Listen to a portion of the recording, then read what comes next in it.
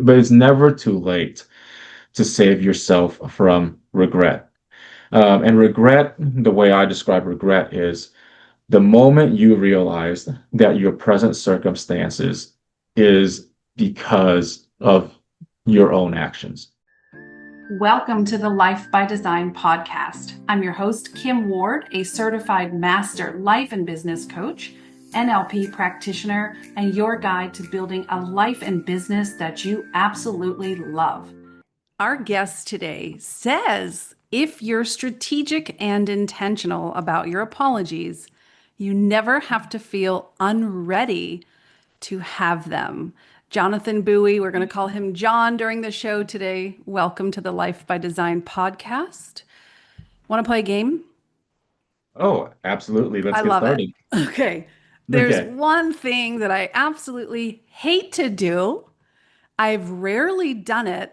And after talking to you, I might have a trail of people that I might need to apologize to. But man, I hate apologizing. Do you get that a lot? I get that. And despite being someone who specializes in it, I also hate apologizing. I Okay. don't think it's something that people particularly enjoy doing for a myriad of reasons. But it's it's a necessary part of maintaining any relationship, right? You're Yes. never going to be perfect. You're going to screw up at some point. And so it's all about how do you fix, what you've screwed up. Amazing. Amazing. So your brand is about the negotiated apology. So what exactly does that mean? The negotiated apology blends the art of negotiation, right? Whether from my, business background, the art of negotiation, but into interpersonal conversations as to how to get forgiveness from someone, right? How to negotiate forgiveness from someone you've wronged. So what would that look like? Let's start at the end goal, right? The end goal of an apology is to obtain forgiveness. Now, the question of, okay, so we have our end goal. How do we get from A to B? Um, Forgiveness is a feeling, right? It is the release of all these negative feelings we have towards someone because they're responsible for the hurt that we feel. So it either becomes an absence of the hurt or becomes an absence of holding that person responsible.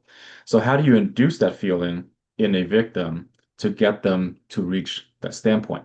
I find that people tend to they don't really change their minds. They kind of stay within their mindset or their feelings, so on and so forth, because it's usually the path of least resistance.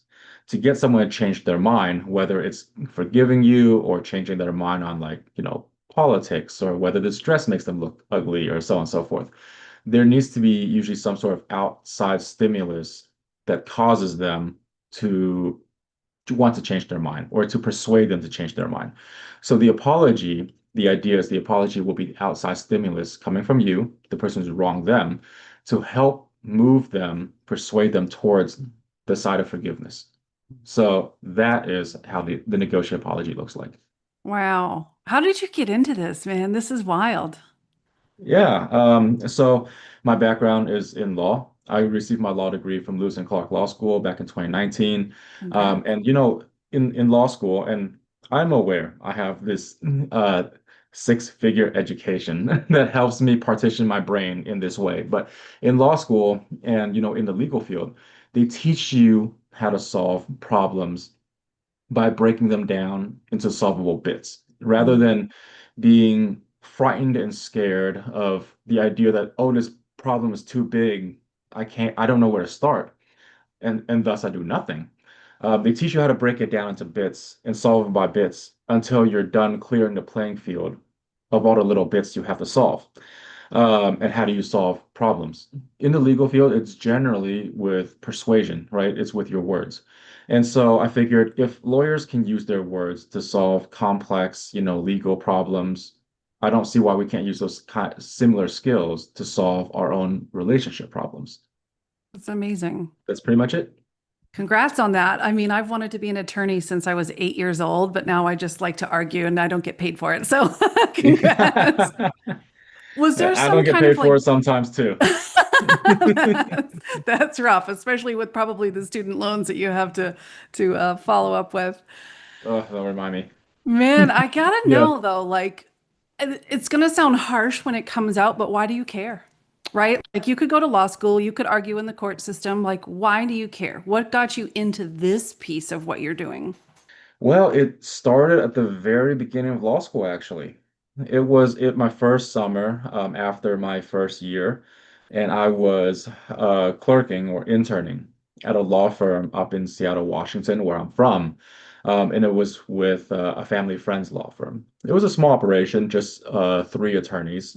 But one of the cases I was assigned to work on was an adverse possession case. And adverse possession is basically it's a legal principle that allows folks to kind of take over another person's land or piece of their land if they use it consistently in a beneficial way. Now that sounds bad, but the law wants land to be productive, right? So if people let it fall into disrepair and someone comes along and then they possess it for like 10 years or so is usually the time frame and they greatly improve it, well, the law would rather that land be put to good use rather than to stay under ownership of someone who's neglecting it or might have passed away. I was working on an adverse possession case where one neighbor claimed that he was entitled to a about 2 foot by 6 foot piece of land of his neighbor's because he was parking his boat on there. And the boat was useful versus if the land had been just sitting there. And I was going through the case, and I saw that like, well, it seems that these neighbors had a really good relationship, Mm. prior to this issue between them. And as I was like working through the case and understanding it, I'm like, Jesus Christ, these guys have spent $50,000 ahead so Oh my. far, right, on this case, over a 2 by 6 piece of land, which I'm confident was not like worth that much money. What really got me was the fact that like, the birthday parties, the neighbor dinners, the hey, how's it going? That's out the window after this is resolved, no matter how it's resolved. That all that's out the window. And that's when I realized that the legal field, we're very good at resolving issues with a focus on the money, but there's very little mechanisms of conflict resolution with a focus on preserving the relationship. Because I could think of tons of instances where people are like, I have a problem with this other person, but what I want from them is not necessarily, like I was right, or I don't want from them like I need you to like repay me to pay me reparations or restitutions.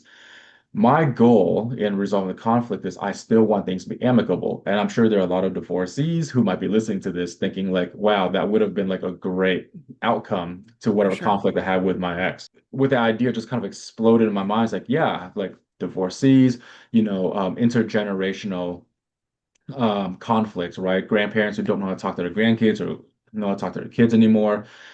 People who maybe are like fought over each other for like inheritances and wills and so on and so forth. I'm like, there's no shortage of people in conflict who would want some sort of resolution method that allows them to preserve the relationship rather than, you know, get money or any other traditional outcome that the legal system could get.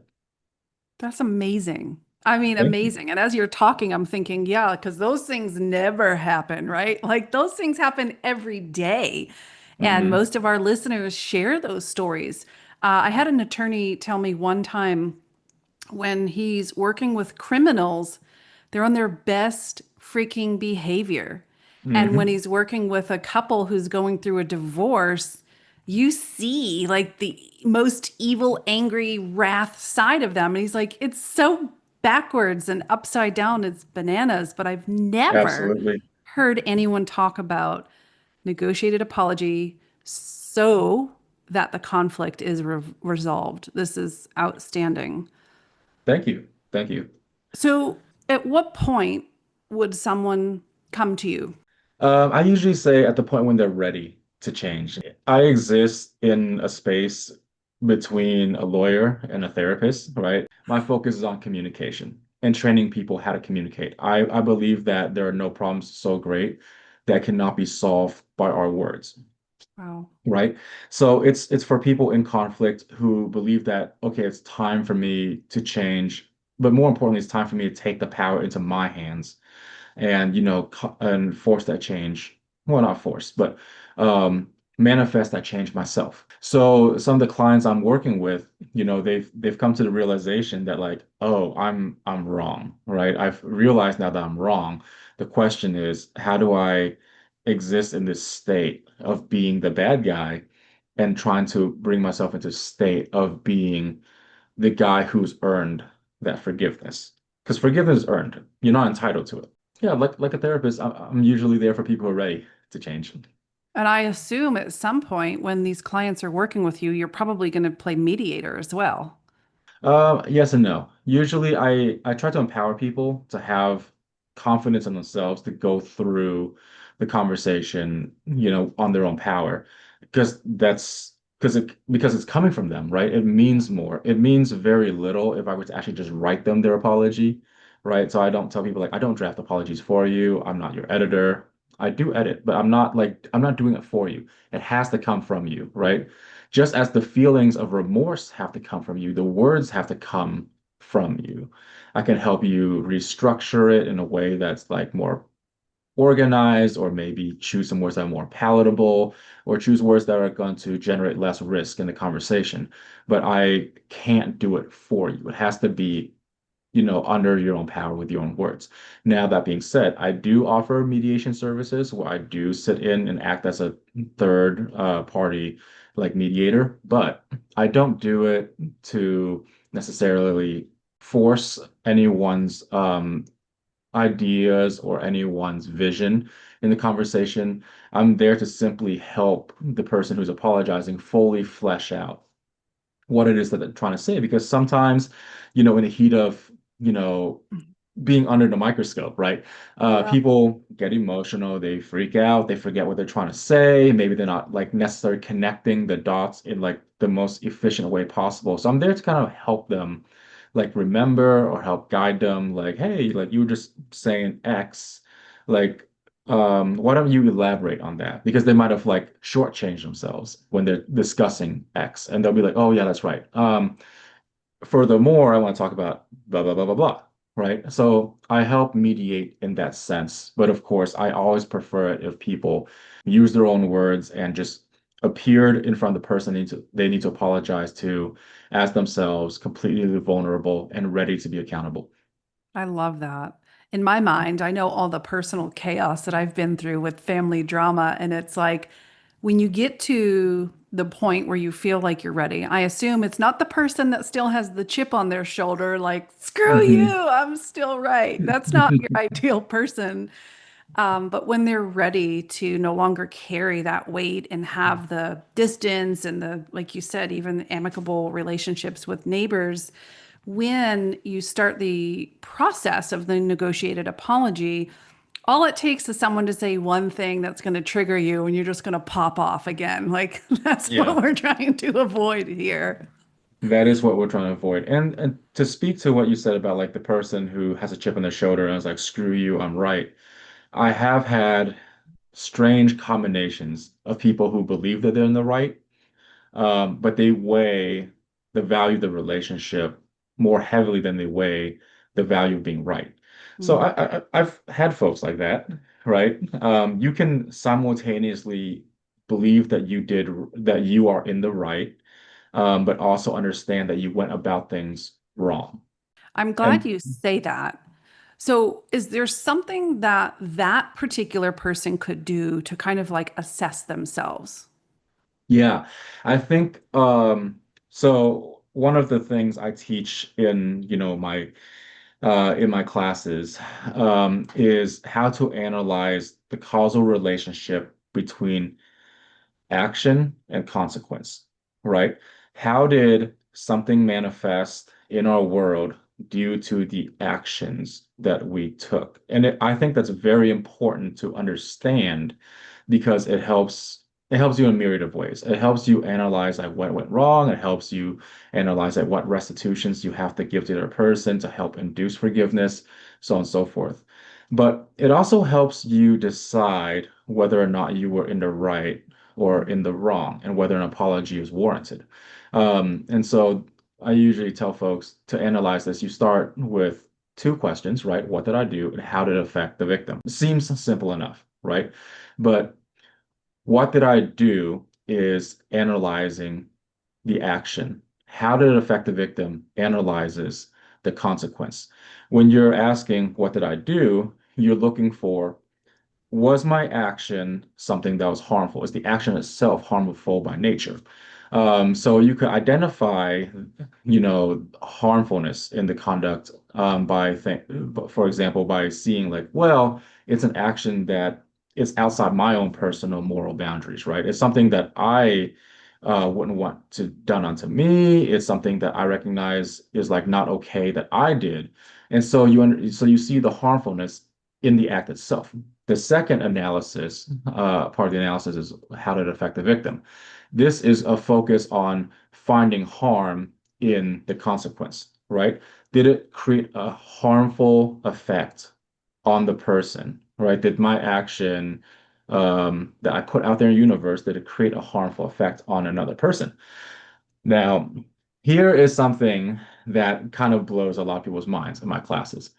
You need to find one or the other, a harmful act or a harmful consequence. You do not need to find both because what a lot of people do, in my personal observation, is that they find a harmful effect, right? They find a harmful consequence that happens to someone, but they excuse themselves because they're like, well, but the act itself is not harmful, like I didn't mean it, or like I don't personally find it harmful. Like, so it doesn't matter how it manifested. What Mhm. matters is I didn't really mean it. It's like, whoa, whoa, whoa. But it still had a harmful effect on someone, Yeah. and that warrants an apology. It doesn't matter if you don't personally find both the harmful act and the harmful consequence. You found one of the two. And that has a real effect on other people out there. So you need to be accountable for it, even if you think that the action itself is not harmful. I'll give an example. If I were to call you, the N-word, it's not going to affect you, in the same way it would affect, a person of African American descent. I find it horribly offensive, but someone who is not African American, they might not find that act harmful, right? They might Yeah. recognize that it will create a harmful effect in someone, but they're like, well, I don't find that act harmful. So they are excusing the effect um, by saying, well, the act itself is a-okay. So it doesn't matter if I wield a non-harmful act, willy-nilly. Okay. So this part's based on their own moral compass, more or less. Correct. Wow, I'm seeing through a whole new lens, and there's just so much popping off in my mind right now. And I'm thinking too, like you also have to be prepared in some way. I would imagine that when you approach the situation, the person who's apologizing, that you may Absolutely. not be forgiven, right? It's not Absolutely. guaranteed. Or is Yeah. that part of your process? Where is that the goal, or the goal is like, hey, you got this off your shoulders. Now you can kind of move forward knowing you did what you had to do, you said what you had to say. The goal is to maximize your chances of earning forgiveness, right? So I tell folks the best the best odds you'll have ideally is 99.99999, so on and so forth, right? It will never be 100% Mhm. because 100% implies that there is some magical mechanism that will automatically create forgiveness. That does not You don't exist. have a wand or like anything like that, crystal ball, you know. I have a crystal ball, but it's for show only. Ah, dang it. Um, but no, the best you'll have is 99.99999 if you're very strategic about the way you approach the conversation, because 100% implies some automatic mechanism, and that unfortunately does not exist. But what you can do is put yourself in the best position possible given the circumstances to earn forgiveness. It's like negotiating for a car, right? There are no magic words to make the car salesman give you the car at the price you want, but you could make it palatable for them to agree to a price or to terms. For example, when you're negotiating for someone's forgiveness, when you're apologizing, you could say words, or you can structure the narrative out, or you can present the kind of restitutions to them that will more likely make them amicable to the conversation, make them more receptive to your ideas, so on and so forth, so that the conversation itself is smooth, it's meaningful, and they will be more likely to work with you. Opposite of that, you can say really, really stupid things in an apology and completely torpedo your chances. Right? So Yeah. it's all a matter of like how you approach the conversation, and your success rate is always going to be going up and down depending on, your word choice, your narrative choice, like your tone of voice, your body language, so on and so forth. It's going to be constantly in flux, but the more you have control on an upwards trend towards the likeliness of forgiveness, the better your chances. Interesting perspectives about the tonality and the body language. Are those components that you cover in your seminars? Yes, don't do Awesome. this. Why Yeah. Well, not? I'm real sorry. Right?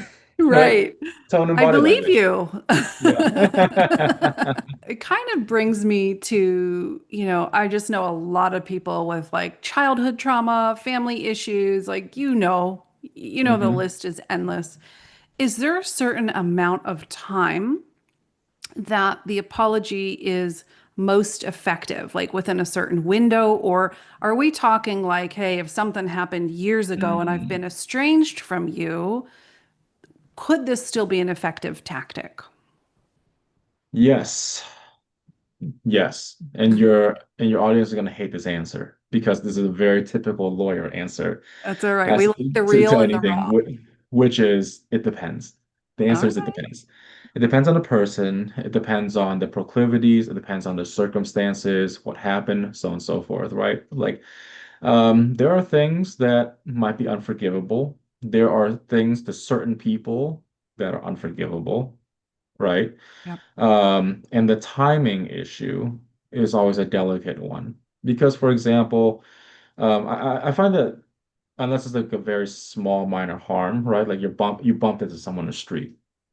The cooldown period required for that is like very, very short, right? Like within an instant, you could probably tell them I'm sorry, and they'll be like, okay, that's fine. But if you do something more harmful to them, like mid-range harm or catastrophic harm, it could take them a real long time before they're even ready to listen to you. Because, Mm, when you've discovered some sort of major harm, right? Like you discover someone defrauded you, they're going to be dealing with their own emotions. They're going to be off center.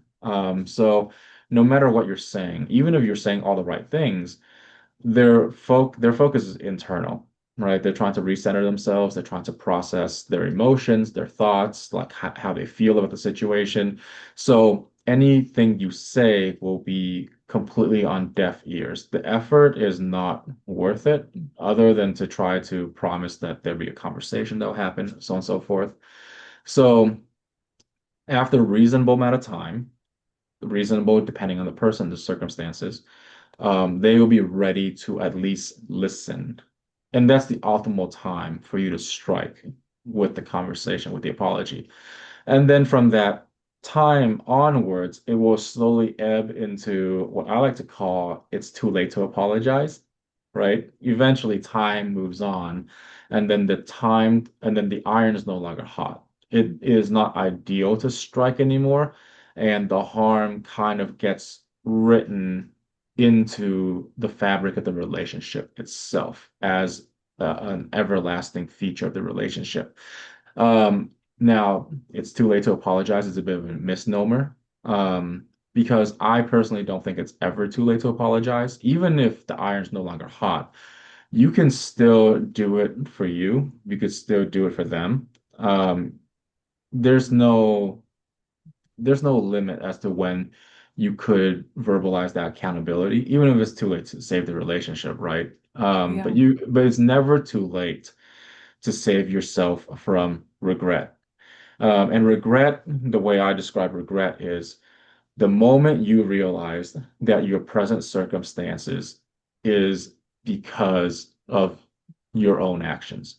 Mm, So with regret, it's kind of a silent monster. People don't recognize that regret is gnawing and tearing away at them until they feel it, until they sense it, right? So for let's say I did something to wrong you, right? And for 5 years, I never gave it any thought. I'm like, whatever, it's fine. Like Kim wasn't that good of a friend anyways, so on and so forth. And I was going about my life.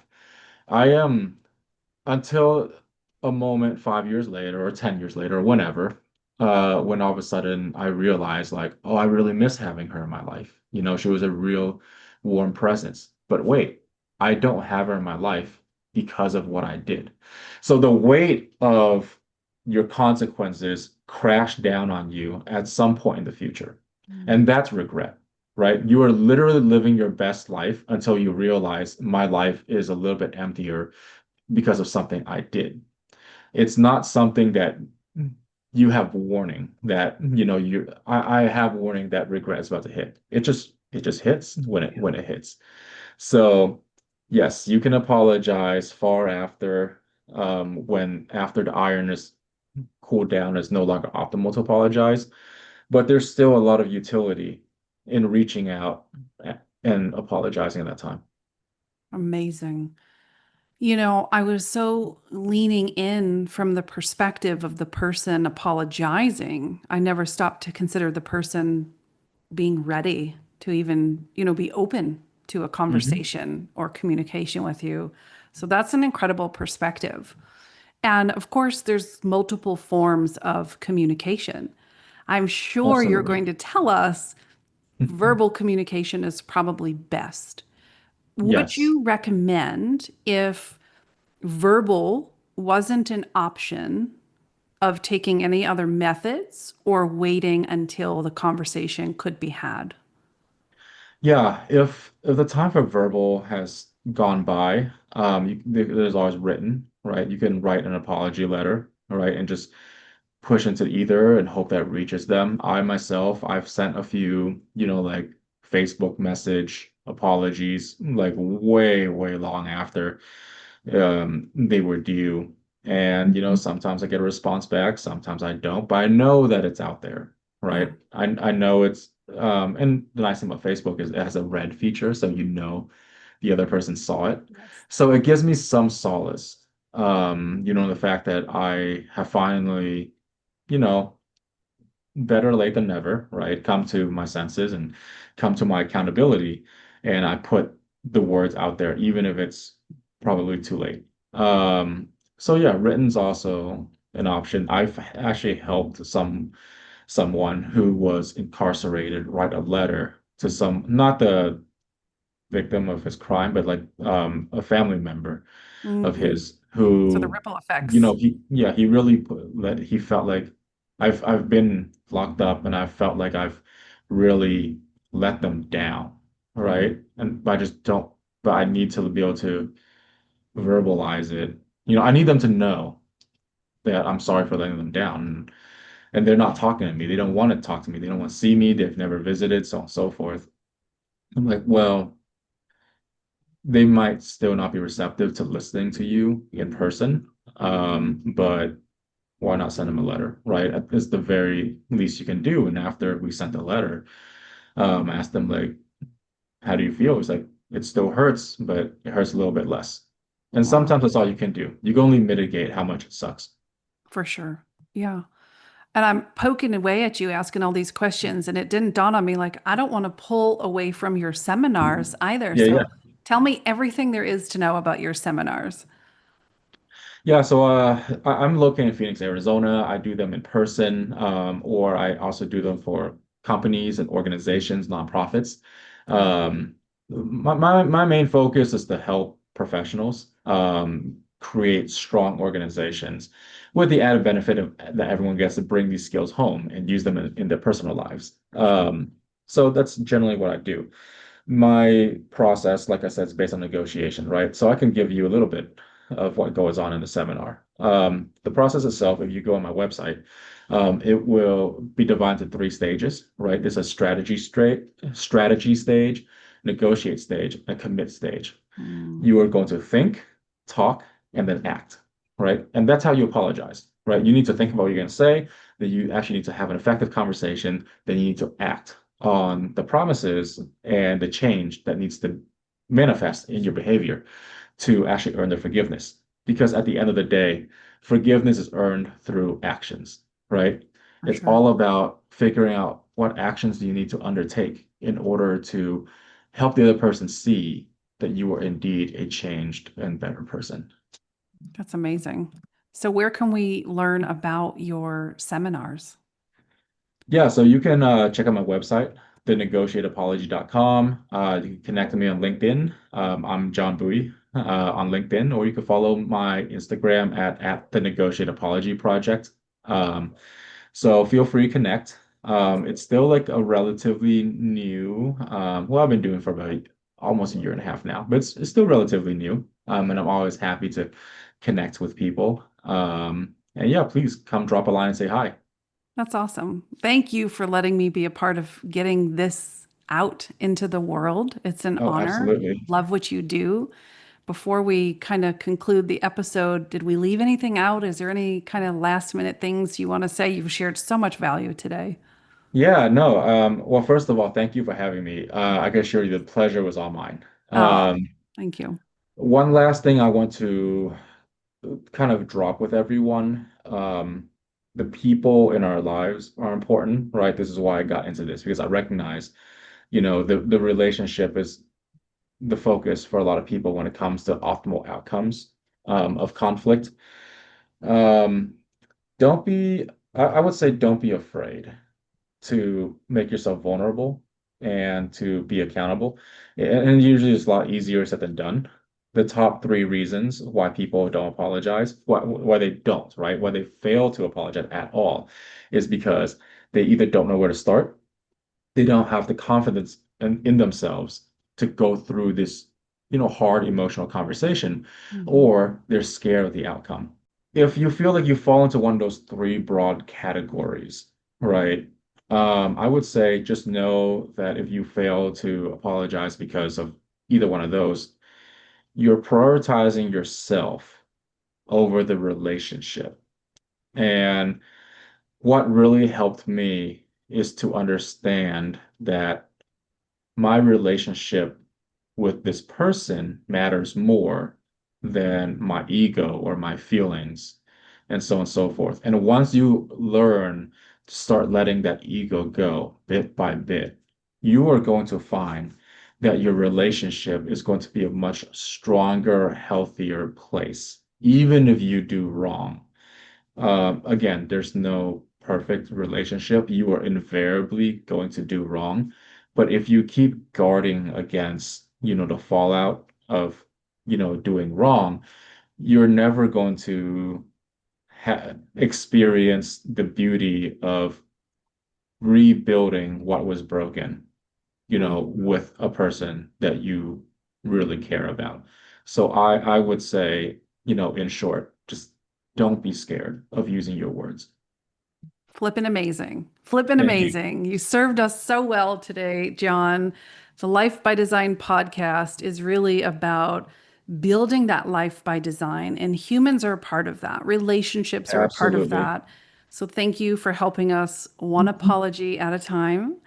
Friends, the Mhm. negotiatedapology.com will have John's links for you. Visit him. I hope you get to one of the seminars. I'd say I hope you don't have to, but I'm a realist. We're humans. We all need to attend one. Yeah. You can John, always be proactive and just have the skills beforehand. well, that's a great idea too. That's what, you Yeah. know what? You're a smart attorney. Thank you. Thank Thank you you. so much. We appreciate you. Pleasure's all mine.